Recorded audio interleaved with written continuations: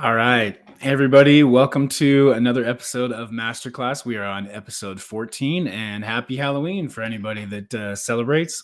We got our spooky names there in the corner.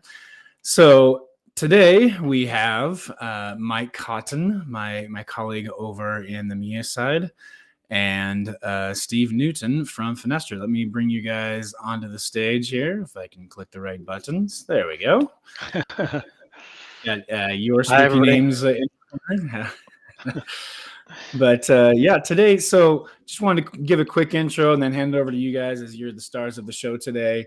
But really, we're bringing Steve. You're from Finastra, and so with the fintech space, there have the partners have a digital experience that needs to be on demand and automated, self-service access, and in-depth sales training and product content, marketing tools, all these wonderful things. And you need to do it in a best practice manner to really set yourself apart, right, from the competition. I imagine you're not the only ones in the space doing what you do. And so there's some competitive mind share that you need to be worried about. So I'm excited for this topic and to hear the expertise that we've brought onto this panel. But I'll turn it over to you, Mike, to kick us off. Great, perfect. Thanks, Trevor. Really appreciate it. Thanks, everybody, for joining today. This is the first time I've been on this platform, so hopefully there'll be no scary moments. Sorry for the pun on that one. On theme anyway. It's okay. It's all right. It's all part of the Halloween theme, exactly. Right. So great to have you all on. As Trevor mentioned, my name is Mike Cotton. I'm in sales with Impartner. I've been in the channel space for probably 25 plus years, building channel programs and deploying them and running them. So kind of had a lot of experience there, being with Impartner for the last 5 years. So kind of been involved with a lot of clients over the years, but I'm delighted to bring on Stephen, who's one of our biggest clients here in EMEA. And Stephen's done some great work with us and talked with many people in the past. So today we're just going to have a bit of a quick Q&A and go through things. Always love to have interaction with anybody that's out there. So I know Stephen really likes the tough questions. So the tougher the better. Please throw them out there. Really appreciate that. So anything that you're thinking of, you need to know, Stephen's a great resource for that. So we'll just go through a few questions, Stephen, if that's all right. And really, obviously, to start off with, again, really appreciate you coming on to the call. What's kind of interesting to me to start off with is kind of a little bit about your background. Kind of how did you come to being in this position? What is your position ultimately within Finastra? How did you get to be in this position? Because lots of people, like me, I'm sort of, donkey's years in the channel. Some people are new to the channel, etc. So people come out of different spaces. So how did you get to where you are, and what is the current role you're doing at Finastra? Sure, no problem at all. Well, for me, I came into the partner ecosystem world about 3 years or so ago, very, very new into this realm. I previously worked in the space for customer, bringing technology in digital forms to various different industries. So primarily working in the retail and hospitality space. So almost a very different world from where we are now, working in the fintech world.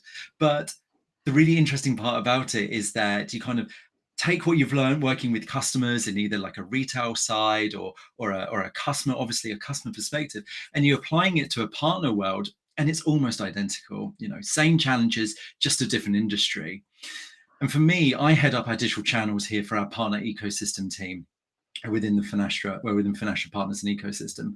And we, like I said, started off about 3 years or so ago, very much almost like a small startup within a large company. Finastra had traditionally been working with partners previously in different guises under different ways, but what we wanted to do was really explore and expand the partner ecosystem world. So yeah, about 3 years ago we created the Fusion Orbit program and started working on not just working with our technical implement partners, but opening up the program to say our resellers and our managed service partners that are available out in the world. Yeah, no, I think that's really interesting that you're focused on the digital side of things, and that's a lot. A lot of organizations are transforming into that. A lot of the people we talk to, a lot of our customers are on the digital side, and then getting that input from the channel team to really get that digital experience together for your partners. And just on from that, give us a little background on Finastra. I know, we've known Finastra for a long time. They've changed names a couple of times over the Yeah. years and expanded, rapidly. For the sake of the folks on the line, who is Finastra and what do you guys do? Just a quick elevator pitch on that. Sure, no problem at all. So for us, Finastra provides leading software solutions to financial institutions throughout the world. And what that means is that we will work with the likes of, say, some banks, some other financial companies that are out there, and we'll provide software that will allow those companies to really drive the engagement and really drive value to their customers. So I always like to use the example of if you are applying for a loan online, so say, for instance, you've gone to your bank, whoever it may be, you're filling out the application form online. Well, it may look and feel very much like your bank. It's our product in the background that's powering that application process. It's taking through the data, it's evaluating you as a customer, it's providing the bank with the information and the risk that sits behind there. And from there, we'll obviously be able to give an answer to you. And that's just one example of the products that we provide. We provide payments products, we provide credit products, lots of different other solutions to meet a variety of markets that are out there in the world. Brilliant. Yeah. And there must be a lot of compliance sort of issues Oh yeah. surrounding all those products and solutions. And I imagine that sort of comes into the partner ecosystem as well. Oh yeah, massively. When Yeah. you're working with partners, as everyone can imagine, that extension of you as a customer, or sorry, it's extension of you as a company, I should say, working with customers, that's where obviously you need to make sure that there's the regulation, the compliance piece absolutely extends and flows through. It's always so much easier when you're working as a sole company, but when you're bringing on the partners, it's always important to make sure that you're bringing on that same journey. So so for us, compliance, massive heart of what we do. Yeah, absolutely. And you mentioned sort of 3 years ago was when the sort of channel piece started. So before that was the go-to-market just a direct sales go-to-market? And what triggered the change to say, okay, we're gonna move, not necessarily away from direct sales, but we're gonna move more and focus more on the channel and partner ecosystem side? Yeah. I think for us, about 3 years or so ago, when we've created the ecosystem, there really was that continuous, almost light bulb moment that everybody will have when working with partners and working within a company around going, hey, there's a massive opportunity here. We were traditionally working with our technical implement partners, some other large scale names out there as well to work on the kind of resale business as well. But we didn't necessarily kind of formalize it as well as it probably could be. And so from there, we wanted to really take that journey for our technical implement partners, working with them continuously, but then also, as I mentioned, kind of bringing on board those resale partners, those managed service partners, those areas where we could really grow depth in a market, which I always am astounded by this, because you think to yourself, banks and financial institutions, there's not that many. You think, I've got my big name brands. Actually, there's thousands and thousands and thousands out there. You look at all the different regions, all the different countries, places where we don't necessarily have, where we're not sitting there ourselves. What does that look like? Who can we use on behalf of ourselves to reach, to increase our reach? It really opens up a massive market for us to be able to target. Yeah, no, absolutely. And I presume with that, during that over the last sort of 3 years, you've seen a lot of growth and a lot of expansion because of that channel strategy Yeah, coming into play. Yeah. absolutely. And I guess with that, and I know over the last few years, Finastra, like a lot of software and tech companies, has had their ups and downs, and things have changed a bit. Do you sort of work as a central group? Do you work on a regional basis? How does the channel team kind of sit within the whole Finastra? And who are, obviously you're sitting in the digital side of things, and there's lots of people that I'm sure focus and work with the channel partners out there. Who are you kind of working with out there, and how do you work with those kind of different people in Finastra? Yeah, no, absolutely. So when we set up the channel program, again, right back in its conception in the beginning, we were really a dedicated team solely focusing on our partner engagement. So we had a team of about 100 of us, really combination of account managers, success managers, marketing teams, a real strong 100-led group of people that were solely working with the partnerships and driving that value. And then about a year or so ago, the entire company had a pivot where we moved into a business unit model. So for those of us on the call who may not know what a business unit kind of style approach might look like, what we ended up doing was aligning all of our products that we work with under 4 business units, 4 key pillars, where each product would work underneath one of these business units. So for instance, our 4 business units work under payments, treasury capital markets, universal banking, and lending. So all of our products all went into these separate business units, whereas traditionally, beforehand, we didn't necessarily have that kind of structure.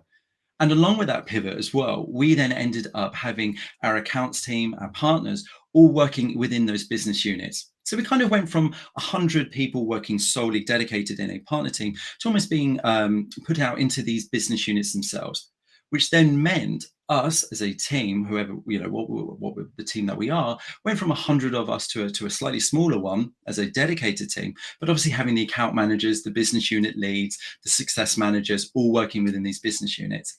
And actually, it was a really wonderful time in that respect for us, because what we could do was, over the years where we've been developing out the program, as everybody kind of went off into these business units, almost, it almost feels like the kid leaving and going off to university. They're still there, they're not quite at home, but they're still there. We could still provide that guidance, that support. We had a program and structure for everything that we created that was still being used and is still being used to help support the engagements that we have with our partners. Yeah, and I presume with that, I mean, it sounds like it's a great idea to get it into the business unit and they're really driving it from that business unit. But you must have complications alongside that where each business unit leader wants to potentially do things differently. How do you manage that sort of stakeholder management, that stakeholder communication?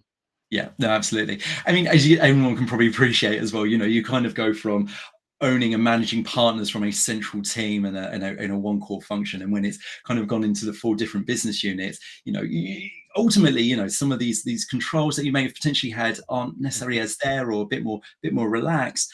But what it has meant is that it's also opened up our eyes to be able to see, actually, there are 4 ways of doing things. And that's not to say, hey, you know what, every single partnership that we're working with is very different. No, that just means that we can see how our industry and the products that we work with vary depending on the growth in that area, where the need is, where the business direction is going.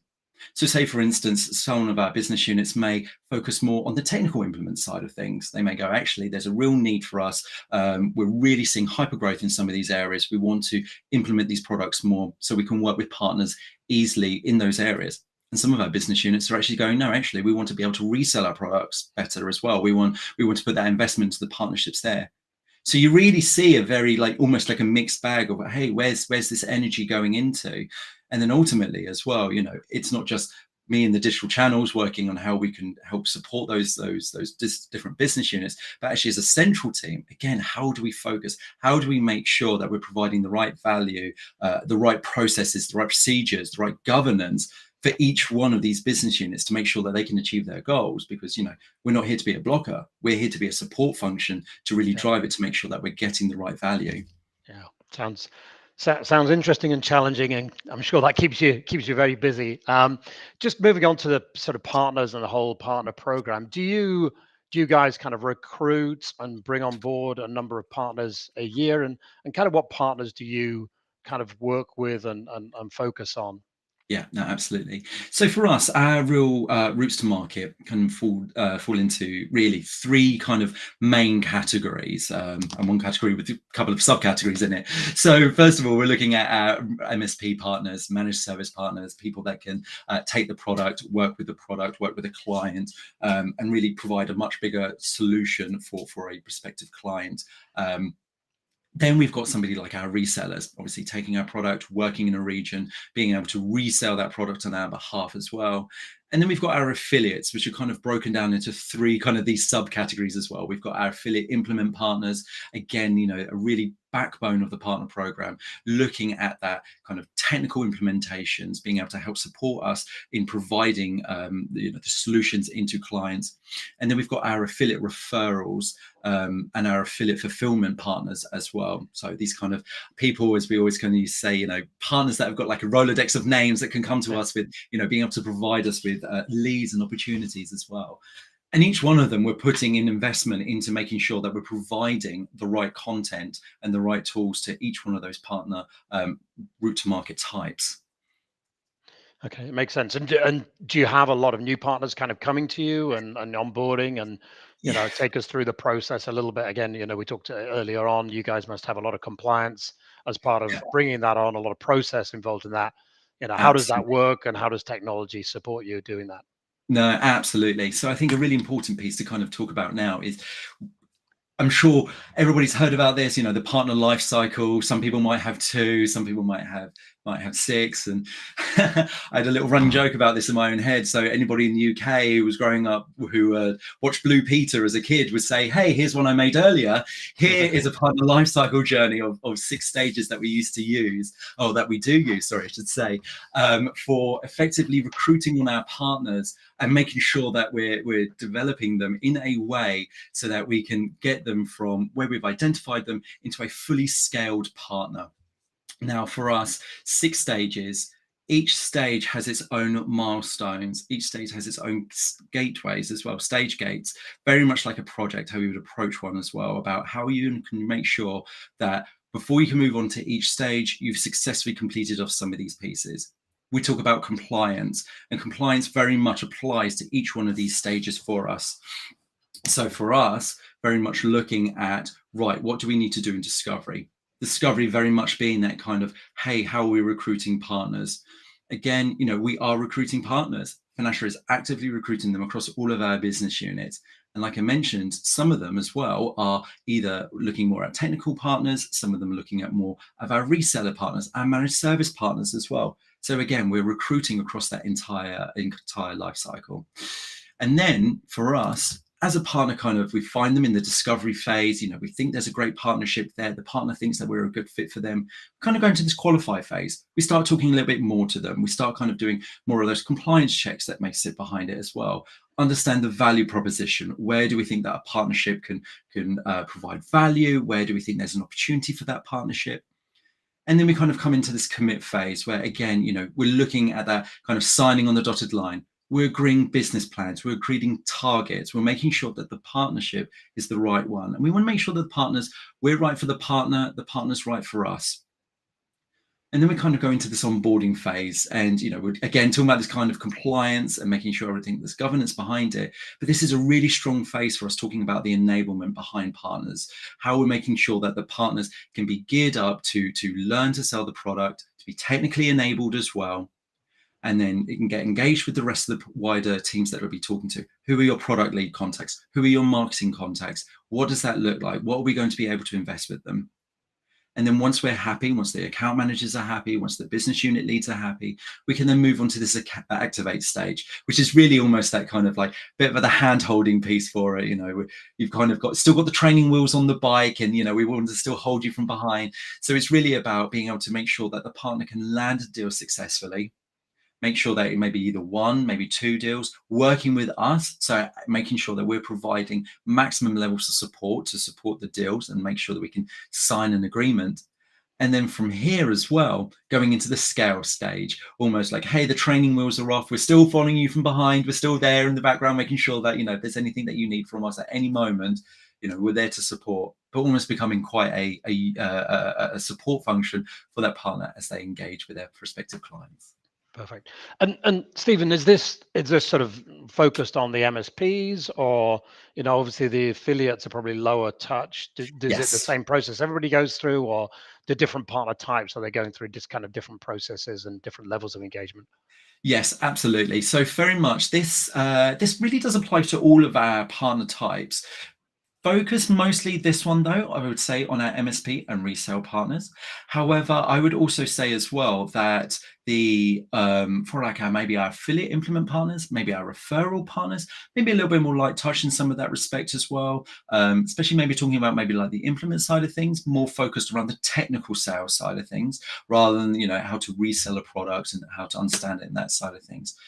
But regardless of that, there are some key things along here as well that we won't skimp on at all.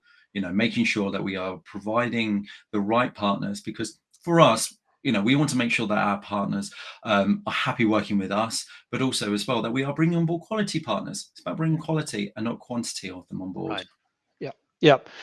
Absolutely. Makes complete sense. I think it's, in different businesses that I've sort of talked to and looked at, it's that balance between, putting a nice process like this in place and having too many hurdles for, certain partner types or certain areas, certain geographies or whatever it happens to be, that we've got to be a bit more adaptable with. And, that's something I guess people, constantly kind of challenged with. What do we do? How many hurdles do we throw up so that we get the right people ultimately out of the end of the funnel? And it depends on your strategy in terms of that onboarding, whether we just want lots of people. But like you said, in my experience, it's getting that quality in and making sure that they're committed to that partnership and they're going to actually deliver on it at the end of the day. Just in terms of that sort of enablement piece and training piece, I guess you've got a pretty extensive sort of training capability. Do you do that through a sort of learning management system? And do you charge for that kind of training, or do you charge for the program in some kind of way? Yeah, no, absolutely. So for us, we for partners to join the partnership team, there is a joining fee, but ultimately that joining fee is also about reinvestment back into the partner itself.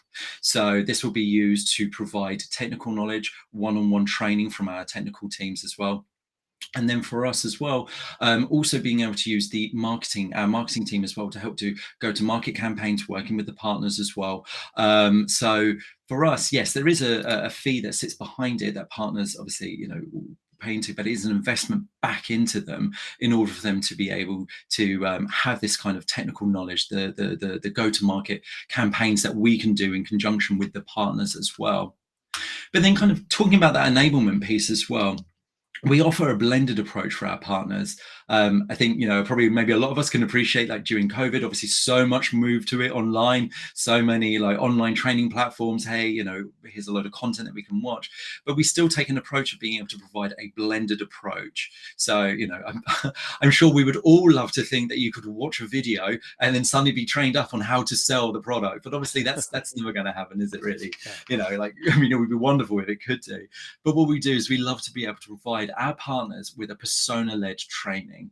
And what that really means is being able to make sure that we can identify those kind of 4 characteristics within a partnership and provide them the right content that's going to be needed for them. So whether you're a sales executive, a pre-sales executive, digital sales, or marketeer, what content's going to be relevant for them? Pre-sales may be needing quite a lot more in-depth knowledge around the product itself, versus maybe somebody who's on digital sales versus somebody who's on the sales exec side of things. So we make sure that we can provide the training that's going to be relevant to them. Because again, as well, we don't want to overload people. We don't want to be able to go, hey, here's 1,000 videos, watch them, here's an online assessment, and that's it. No, we want to be able to make sure that we're providing that right level of training. But also as well, when it comes to selling the product, pitching it to prospective clients, we make sure that everybody that goes through the sales journey will be able to pitch to one of our product teams to be able to make sure that they understand the product correctly and to go, yes, do you know what? You've nailed the points around how to sell that product. Yeah, absolutely. I think, again, from my experience, that personalization, whether it's training or whether it's anything that you're giving to the partners is absolutely critical. Kind of that idea of just having a Google sheet where I have to go and find everything, everything's in there. I'm going to search through a whole lot. It's just absolutely impossible. So yeah, absolutely. That personalization and segmentation is kind of pretty important with that. Just because there's a question come up, I'm just going to take a step back. Going back to that life cycle, there's a question around the stakeholders. Who in the wider stakeholder community do you have to work with to define those different steps? Yes, no, really good question. For us, it was an ever-growing evolution of the milestones that we wanted to put into each one of those steps. So really for us, it was about making sure that we got input from legal, making sure we were getting input from the partner account manager, the business unit lead, the head of the ecosystem team as well, making sure that it was valued by our marketing team, making sure that we're looking at those kind of, right, what do we need to do in order for us to progress? So for instance, one of the stages includes things like credit checks against the company as well, making sure that that partnership is, in healthy standpoint.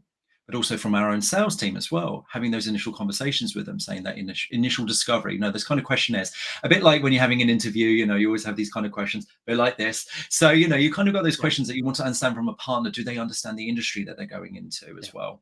So it's about making sure that you can kind of take those elements, scoring them effectively, having those conversations, which is what these recruitment meetings were all about, talking about these prospective clients, prospective partners that we're working with, understanding, right, how have they matched against their credit checks? Have they got the right level of capacity?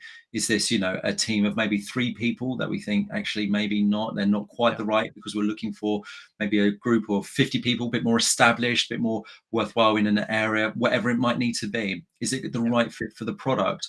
So really, these kind of questions all kind of come down to, well, what do you want to get out of the partnership? What's important from yourselves to make sure that you're not going to have anything that's going to be brand damaging, brand affecting. And then from there, being able to go, right, okay, what's going to be the right criteria for us to move one stage to another? It's kind of mentioned as a bit like a project where you've got your own stage gates, you've got, right, what have I got to do before I can progress to the next stage? And everyone's going to have very different ones. Like I mentioned, we've got our ones and we've got a process that sits behind it. But yeah, we've got very different ones that sit behind there. Yeah, perfect. No, it makes sense. Just kind of taking on a little bit. Obviously, you've got them onboarded, you've got them well trained up, and supporting that whole process.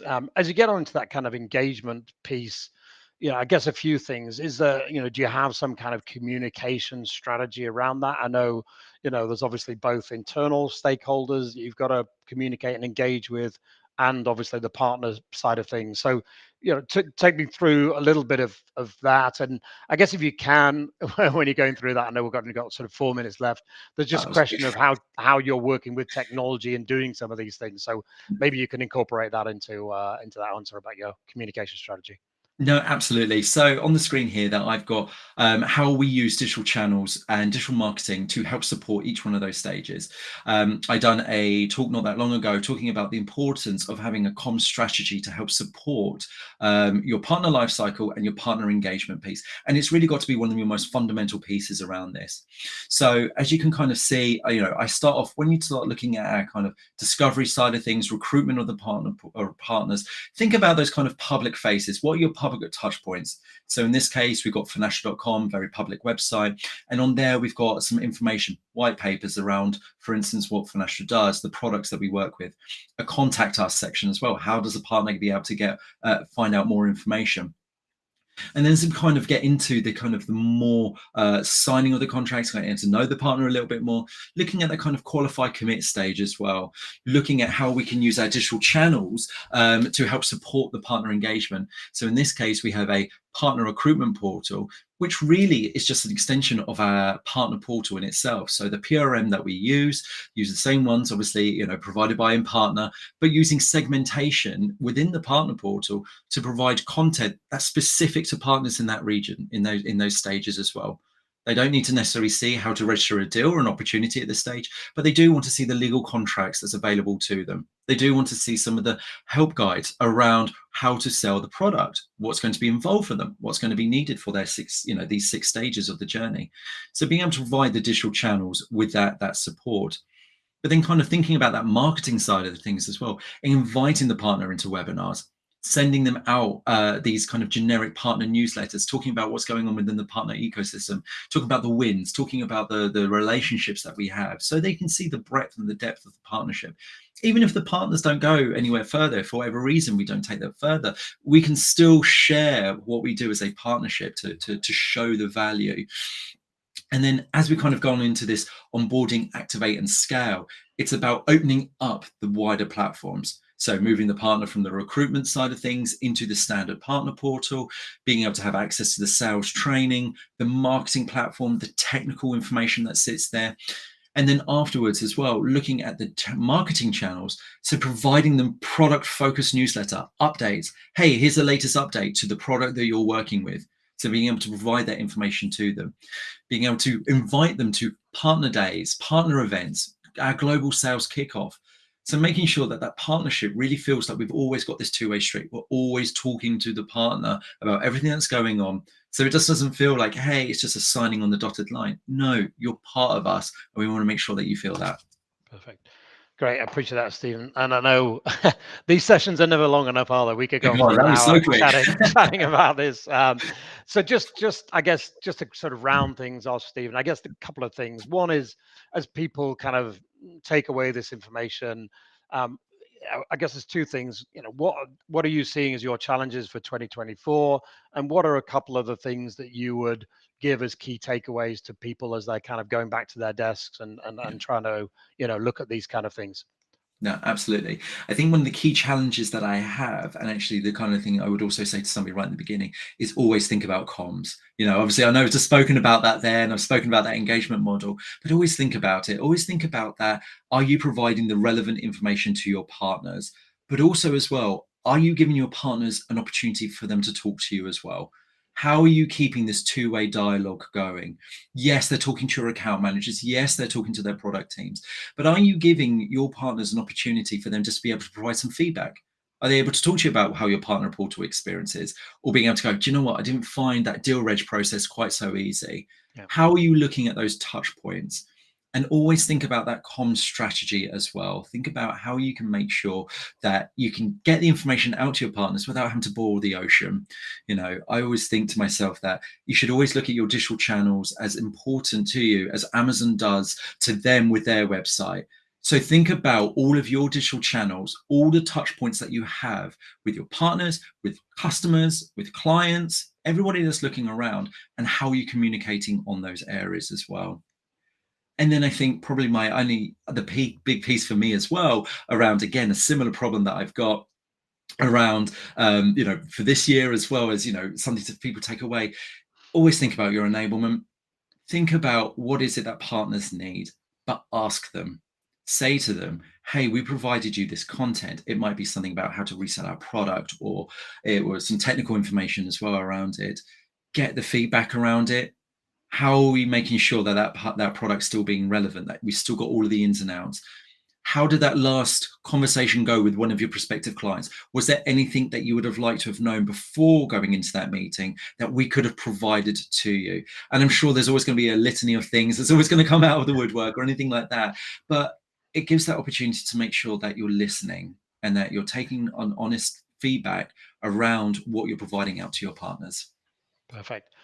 Really appreciate that, Stephen. I know our time's up. I guess, Trevor, we can keep this conversation going online or somewhere else, and obviously people can connect with Stephen and chat through LinkedIn. Trevor, over to you. Yeah. Sorry, I've just been hiding in the shadows with my dumb-sounding American accent. I feel so indistinguished with you guys. So just wanted to get out of the way.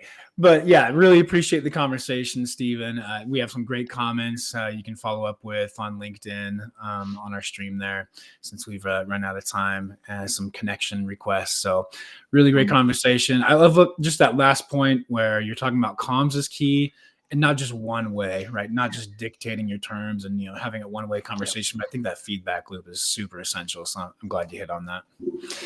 Anyway, really appreciate you guys joining. And again, thank you so much, Stephen, for joining us on this spooky Halloween. And really appreciate it. Thanks for your time, Stephen. Okay. Thanks, Trevor. See everybody. Thank you, guys. Bye-bye.